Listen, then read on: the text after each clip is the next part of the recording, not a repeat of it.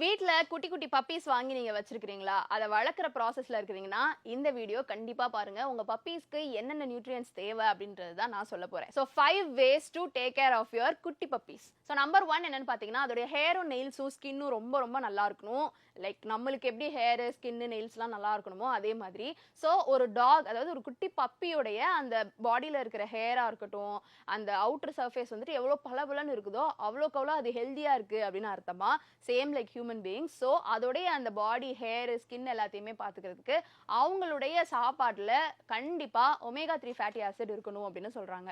And also zinc and amino acids இதெல்லாம் இருக்கிற மாதிரியான ஃபுட்ஸ் தான் உங்களுடைய குட்டி பப்பிக்கு கொடுக்கணும். சின்ன பப்பி தானே, பால் குடிச்சா போதும் அப்படின்னு நினைச்சிட்டு நீங்க விட்டுறாதீங்க. எப்படி நம்மளுக்கு சின்ன வயசுல இருந்து எல்லா நியூட்ரியன்ஸும் தேவைப்பட்டு அதுதான் நம்மளுடைய அடல்ட்ஹுட்டுக்கு ரொம்ப சப்போர்ட் பண்ணுதோ, அதே மாதிரி தான் இந்த பப்பீஸ்க்கும். ஒரு குட்டி பப்பி வாங்கி நீங்க வளர்க்கணும்னு ஆசைப்பட்டீங்கன்னா கண்டிப்பா நான் சொல்ற இந்த ஸ்டெப்ஸ் எல்லாம் நீங்க ஃபாலோ பண்ணியே ஆகணும். அப்பதான் அதுவுமே ஆரோக்கியமா இருக்கும். ஸோ ஸ்கின்னையும் ஹேரையும் பாத்துக்கிறதுக்கு நீங்க நான் சொன்னது எல்லாத்தையுமே கண்டிப்பா கொடுக்கணும். நம்பர் 2 என்னன்னு பாத்தீங்கன்னா, அதோட டேஸ்ட்டை வந்துட்டு என்ஹான்ஸ் பண்றதுக்கு, அதாவது அது அடுத்தடுத்து சாப்பாடுகளை ருசிச்சு ருசிச்சு சாப்பிடணும் இல்லையா, சும்மா சாப்பிட்டோம் தூங்கணும்னு இல்லாம.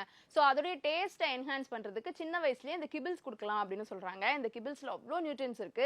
அதுக்கு தேவையான வெஜிடபிள்ஸ், ப்ரோட்டீன்ஸ், அப்புறம் நான்வெஜ், மீட் எல்லாமே கலந்த மாதிரியான ஒரு சாப்பாடா தான் இந்த கிபிள்ஸ் இருக்குது. ஸோ நீங்க அதுக்கு கிபிள்ஸ் வந்துட்டு சின்ன வயசுல நிறைய கொடுக்கணும் அப்படின்னு சொல்றாங்க. நம்பர் 3 என்னன்னு பாத்தீங்கன்னா, அந்த டாக்ஸோட வெயிட் மேனேஜ்மெண்ட்டையுமே நீங்க சின்ன வயசுல இருந்து பாத்துக்கணும். பொதுவா டாக்ஸை பொறுத்தவரையில அதுக்கு வந்து குட்டி வயசுல இருந்தே ஹையஸ்ட் எனர்ஜி இருக்கும். முக்கியமா பப்பீஸ்க்கு வந்துட்டு ரொம்ப ரொம்ப எனர்ஜி இருக்கும்.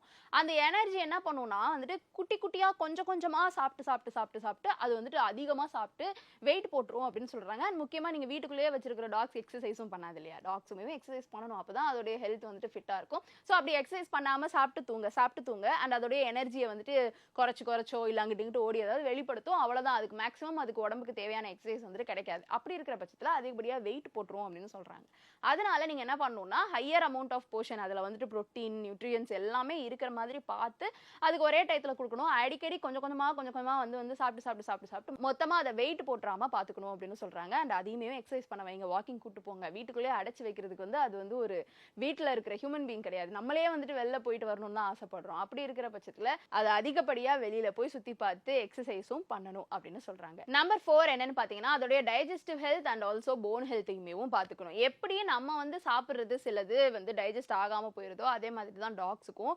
அதிகமா ஃபைபர் இல்லாம நீங்க சும்மா கிடைக்கிறத மட்டும் கொடுத்து அதை வளர்த்துட்டீங்க அப்படின்னாக்கா அதுக்கு டைஜஷன்ல இஷ்யூ வரும். அண்ட் அதோடைய மோஷன் வந்துட்டு ரொம்ப ஸ்மெல்லியா இருக்கும் அப்படின்னு சொல்றாங்க. விச் மீன்ஸ் அதுக்கு ஒழுங்கா டைஜஸ்ட் ஆகல அப்படின்னு அர்த்தம். அப்போ நீங்க என்ன பண்ணணும்னா, அதுக்கு கொடுக்குற சாப்பாட்டுல ஃபைபர் கண்டென்ட் ஜாஸ்தியா இருக்கிற மாதிரியான சாப்பாடுகள், எப்படியும் நம்மளுமே ஃபைபர் ஜாஸ்தியா தான் சாப்பிடணும். அந்த மாதிரி ஃபைபர் ஜாஸ்தியா இருக்கிற சாப்பாடுகள் வந்துட்டு அந்த குட்டி பப்பீஸ்க்கு வந்து கொடுக்கணும் அப்படின்னு சொல்றாங்க. அப்பதான் அதோடைய டைஜஸ்டிவ் ஹெல்த் நல்லா இருக்கும் அண்ட் அதோடைய போன் ஹெல்த்துமே நல்லா இருக்கும். அண்ட் முக்கியமா அதோடைய கட் ஹெல்த்தை நல்லா பாத்துக்கிறதுக்கு ப்ரீபயோட்டிக்ஸ்லாம் வந்துட்டு அதுக்கு கொடுக்கணும் அப்படின்னு சொல்றாங்க. ஸோ எப்படி ஹியூமன் பீயிங்ஸை பாத்துக்கிறோமோ அதே மாதிரி தான் டாக்ஸுக்குமே அதோடைய கட் ஹெல்த் நல்லா இருந்தா தான் டைஜஸ்டிவ் ஹெல்த்துமே நல்லா இருக்கும். நம்பர் 5 என்னன்னு பாத்தீங்கன்னா, அதோடைய குவாலிட்டி ஆஃப் லைஃபுமே ரொம்ப நல்லா இருக்கணும். ஃபார் எக்ஸாம்பிள் அதோடைய பல்லு ஹெல்தியா இருக்குதான்னு பார்க்கணும். முக்கியமா குட்டி குட்டி பப்பீஸ்க்கு யூரினரி ட்ராக்ட் இஷ்யூஸ் வந்துட்டு ரொம்ப ஜாஸ்தியா வரும் அப்படின்னு சொல்றாங்க. அதனால நீங்க என்ன பண்ணணும்னா, வெட் ஃபுட்டும் ட்ரை ஃபுட்டும் கலந்த மாதிரி கொடுக்கணும் அப்படின்னு சொல்றாங்க. அப்பதான் அந்த யூரினரி ட்ராக்ட்ல ஸ்டோன்ஸ் வராம பாத்துக்க முடியும் அப்படின்னு சொல்றாங்க.